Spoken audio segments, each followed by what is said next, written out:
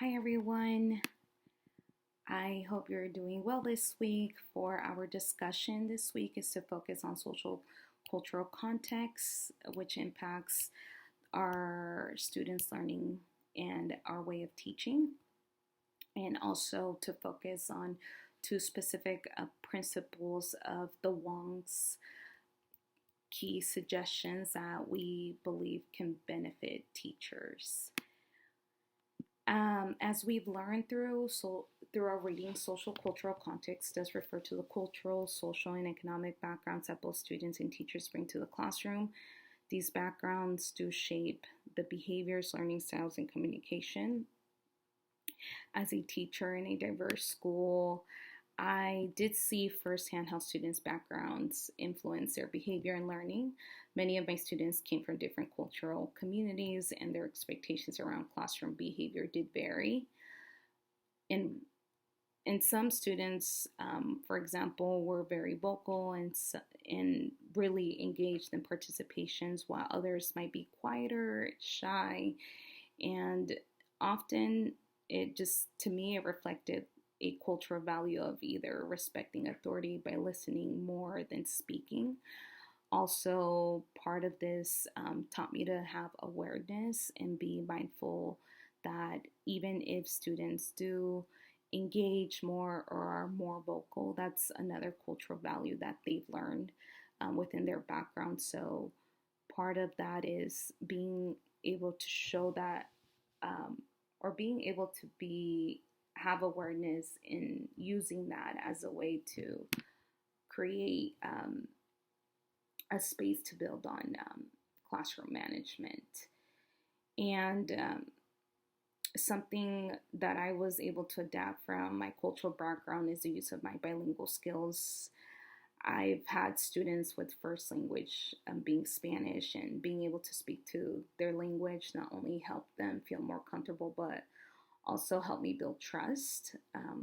It also allowed me to understand their experience, and it helped me how to teach them on how to participate more in the classroom. And this also helped me build that communication and trust with parents as well. And as for us teachers, I know that part of the way I grew up was to value community and collective effort, which did shape the way now as I build in my classroom management style. I believe that, you know, it was mainly more strict at home for me. I know that I had to be on a strict routine and schedule at times, but one thing that I know that my home provided was always collaborating within my family, like just talking and being open. And part of that really helped me emphasize group work and peer support, which oftentimes reflected part of my cultural background and help my diverse students feel more comfortable, even with their own peers. And that's where I created an environment of collaboration.